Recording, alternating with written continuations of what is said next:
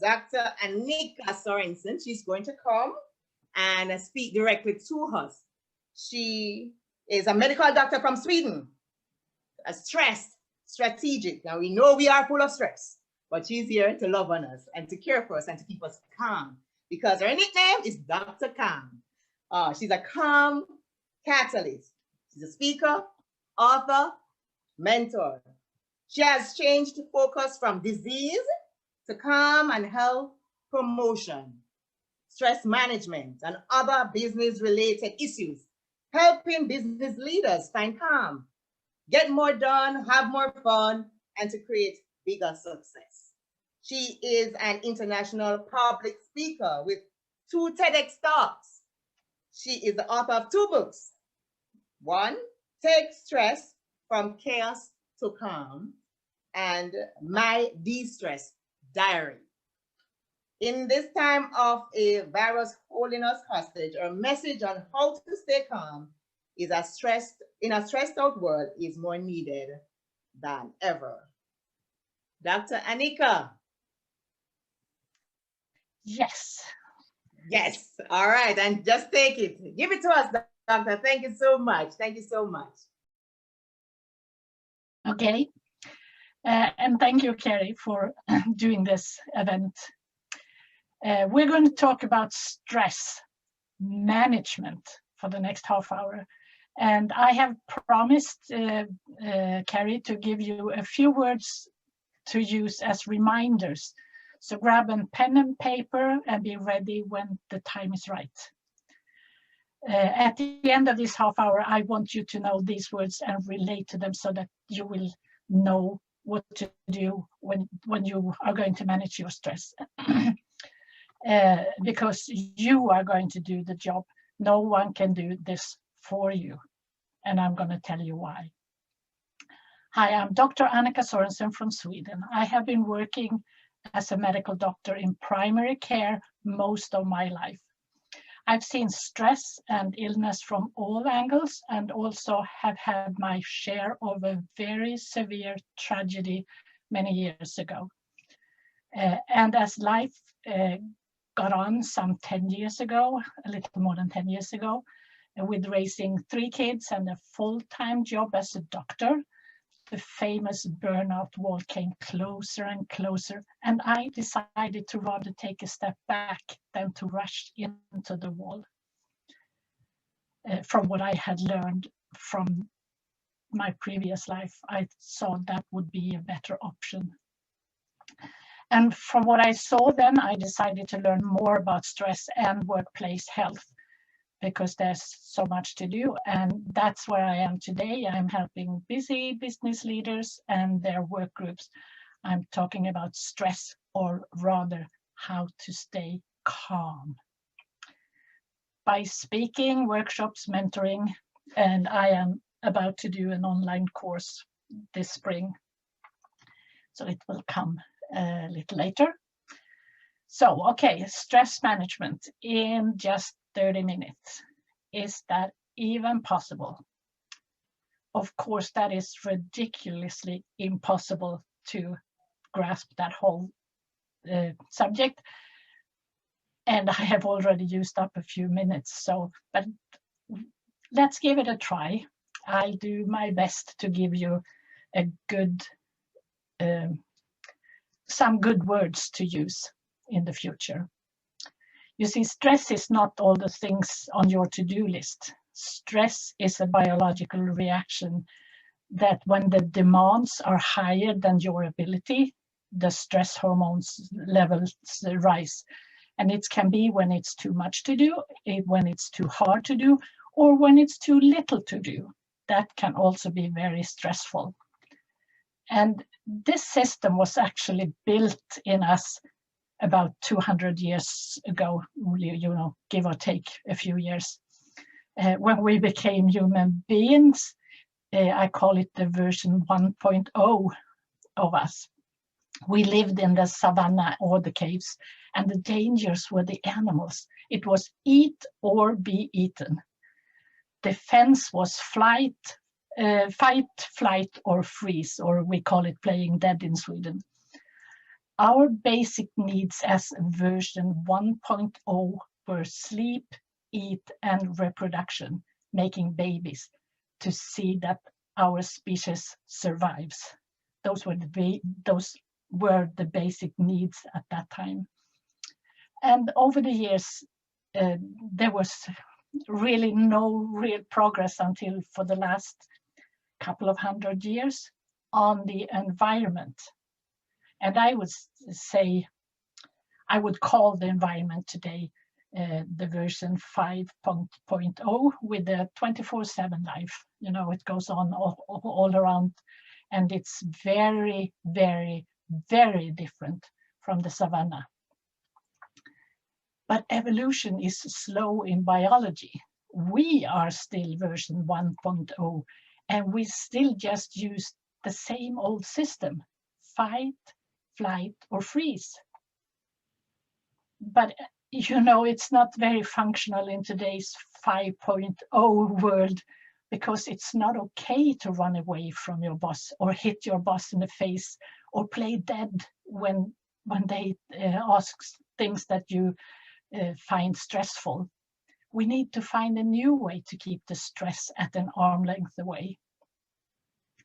And some of you may think that we really can get rid of all those stress hormones to make them down to zero. But no, that's not possible. They are part of our life. With no stress hormones pumping around in your blood, you are dead. Yeah, you heard me right.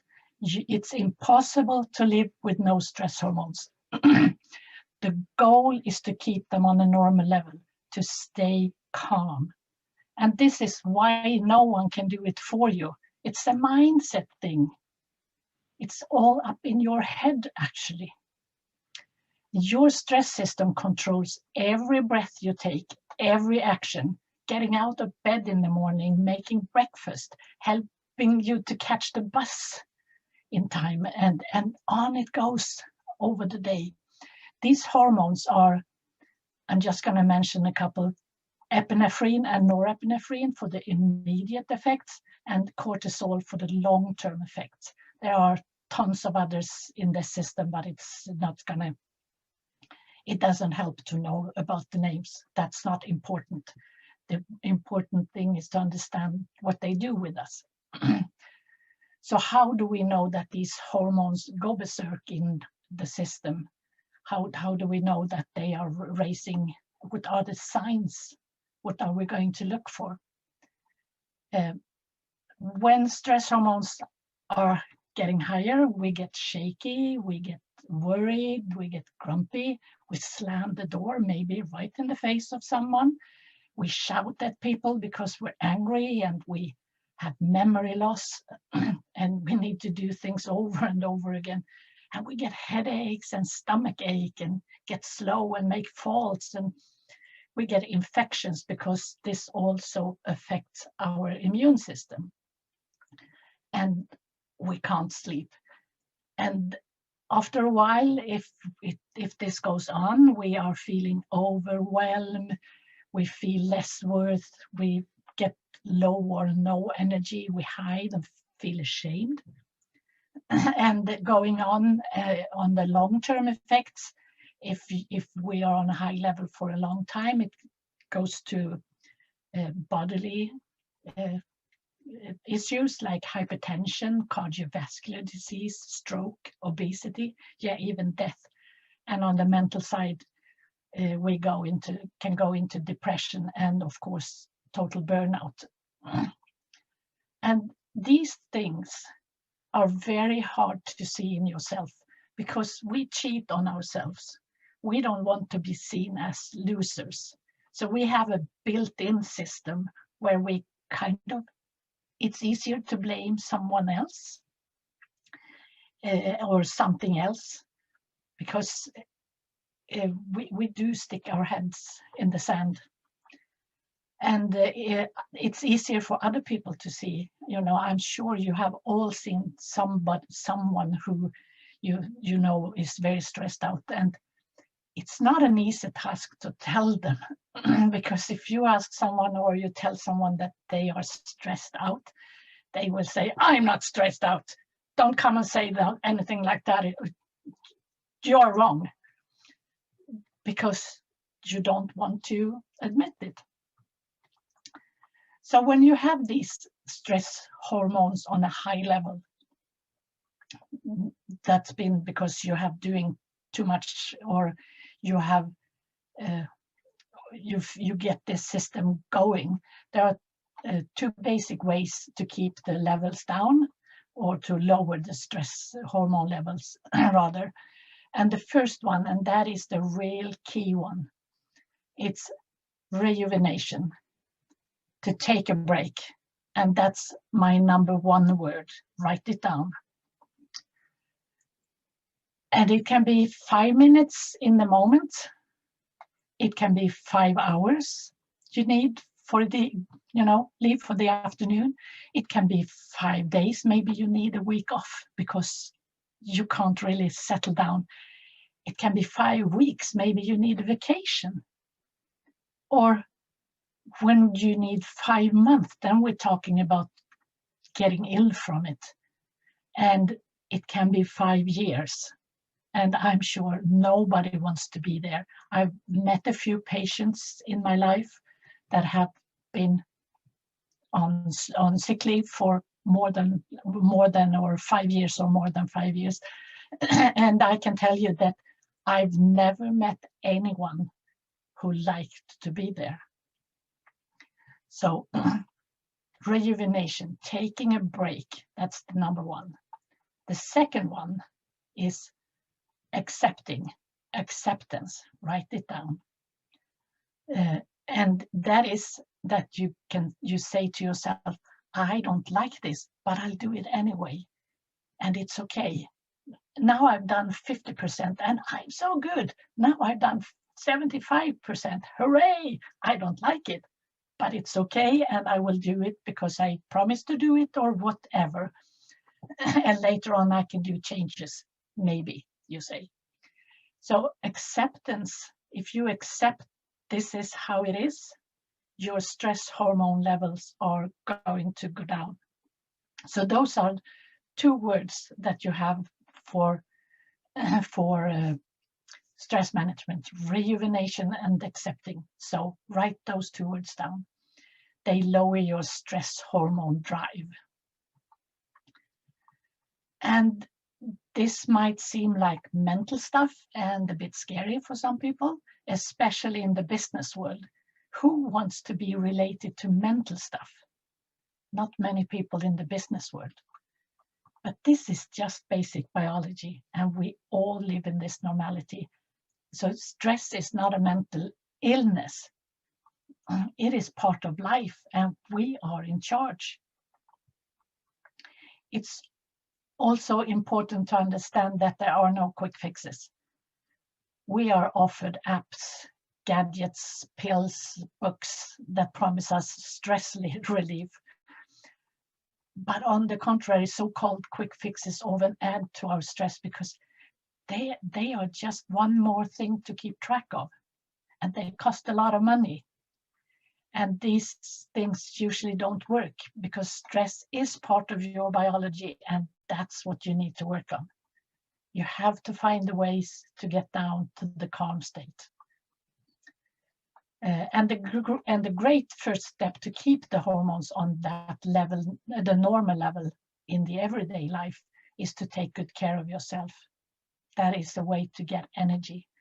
And I'm not talking about anything complicated, just basic regularity with sleep, eat, and exercise. And those are my words number 3, 4, and 5. Write them down. Sleep, eat, exercise. Number 3, 4, and 5. And when we talk about sleep, it's 7 to 8 hours per night, same time every night, even weekends. You will not save time by sleeping less. Then you get more tired and less concentrated, and you do more faults. You have to do it again, and then you lost the time instead. And after a sleepless night, we are just like we were drunk. No clear thinking and bad reaction ability. And during sleep, we also clean our brains and reorganize our knowledge to, make the puzzle right again. So, and too little sleep also affect our metabolism. It's a hard word for a non-English speaker. And we get fatter from that. Then we have eat. I talk about 3 main meals per day at regular hours and a couple of healthy snacks to keep your energy levels on top of your brain's thinking. The brain needs a steady flow of energy to function fully. And I'm talking about energy and nutrients, not just empty calories. Junk food drains your energy by hijacking your blood sugar system, turning you into a slow thinker. And who wants to be a slow thinker? I'm not sure any one of you wants to be a slow thinker.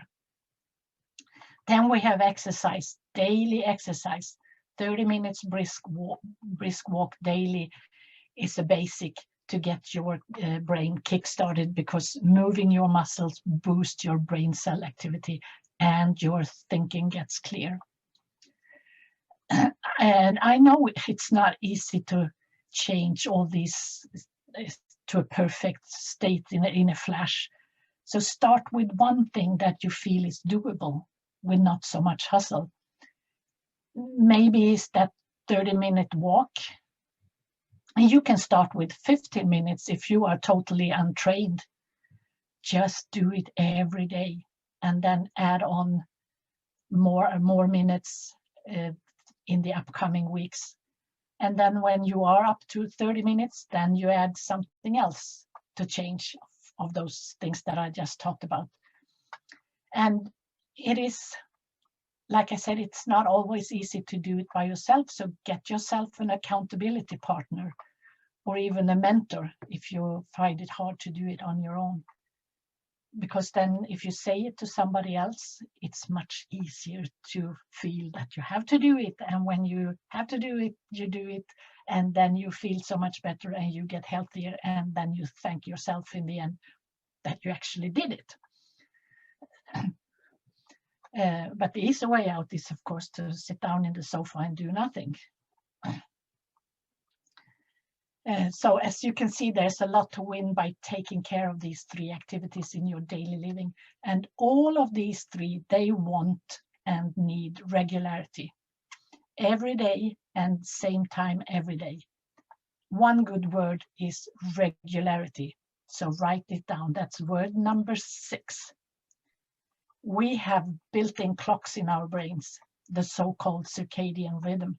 And those even got a Nobel Prize a couple of years ago. There was some American researchers.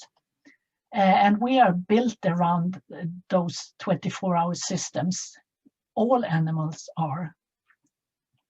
And that's why it's so important to keep things at the regular hours. When we make our clocks go out of rhythm, that's when we feel sick.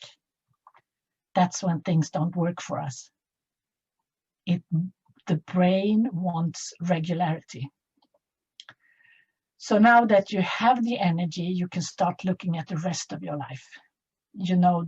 This is the system that I call the part that I call your life, your everyday actions. And if they are out of order, you get in situations when you will have to use the acceptance tool, the number 2. So if you keep on doing things that doesn't fit in your life, you have to use the acceptance tool. until you do something about it.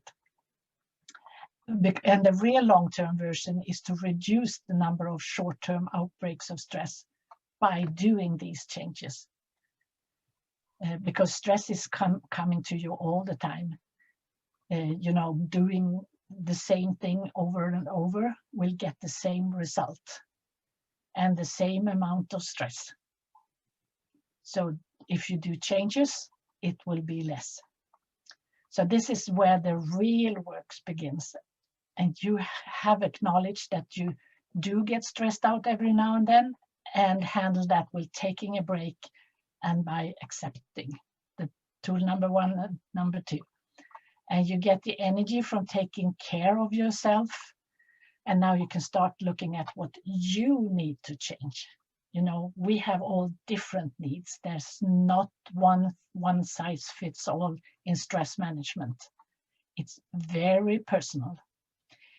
You need to do changes that benefits you, not somebody else's needs. So changes is the word number 7. Write it down.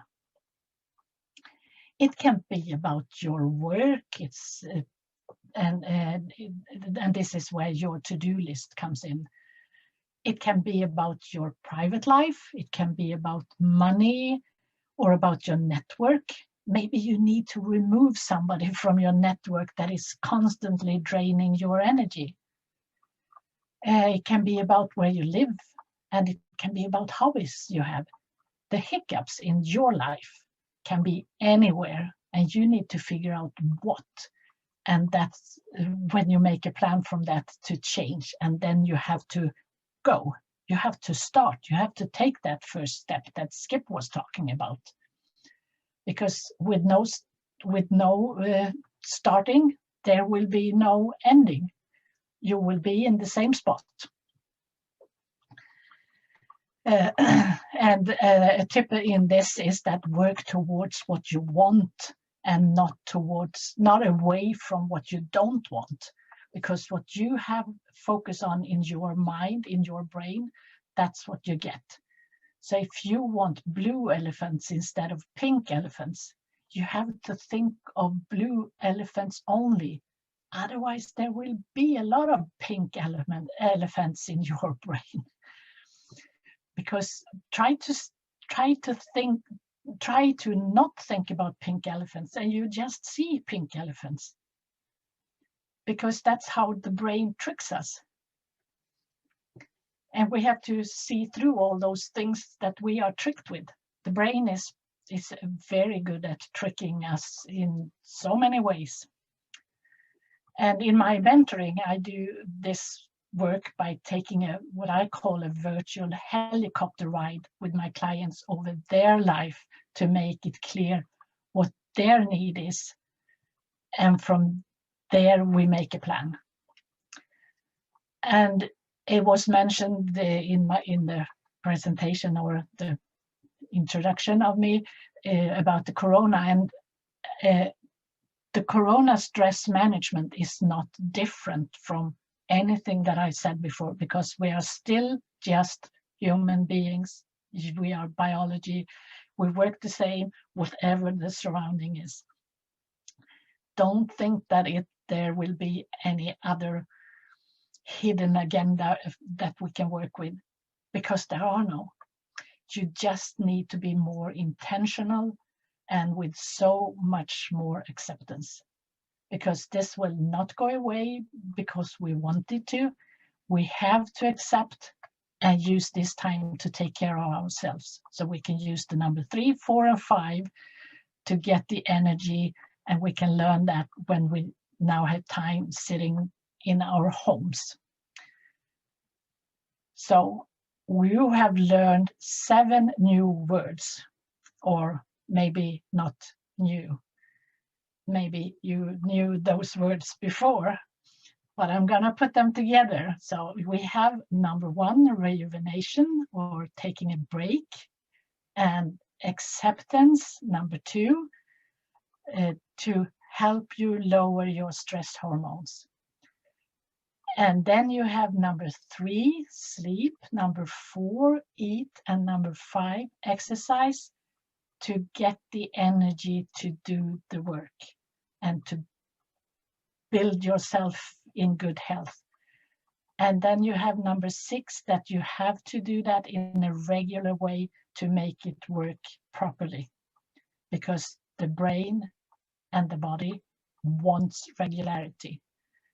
The more irregular you are in those fields, the less well you are going to feel. And when you have these things in place, you have the way to take care of the situation, to lower your stress hormones by rejuvenation and acceptance. You have the taking care of your body. Then you can do the number 7, and that is do changes. And if you want to start this process towards a less stressed life, the time is now. And I want to offer you a free gift. It's a PDF with, you could call it a kind of a starter kit for this process. And I'll put that in the chat. I will also put my website where you find the connection form and my email. And I think I'll stop there and say thank you very much. Awesome, awesome. Thank you, Dr. Annika. Thank you very, very much. And as we can see, my fellow viewers, she has outlined the ways in which we can go about handling stress right now in this phase of our life, this pandemic. And this is outright valuable, because a lot of us are really, really stressed out. We're trying to put on the best front, smile more, but deep down, we know that there is an inner battle going on. And we need to take these nuggets, value for money. Yes, we get it here, right here, free of cost, and implement them. You know, I mean, suicidal rate is so high. We need to communicate and talk. There's no quick fix, Dr. Annika says, to all these things, although you see out there as such. Right? And stress is normal, but you need to manage it. You need to control it. Take care of yourself. Find a way to exercise. Spend time with self, man. Get energy. Avoid junk food. The junk you're putting in yourself. The junk you're entertaining in terms of those you hang around. You know, junk in, junk out. In Jamaica, we say that. Yeah, all right? That's how it is. You build yourself with what you build yourself with. All right. What you build yourself with. So we have to be mindful of these things. All right.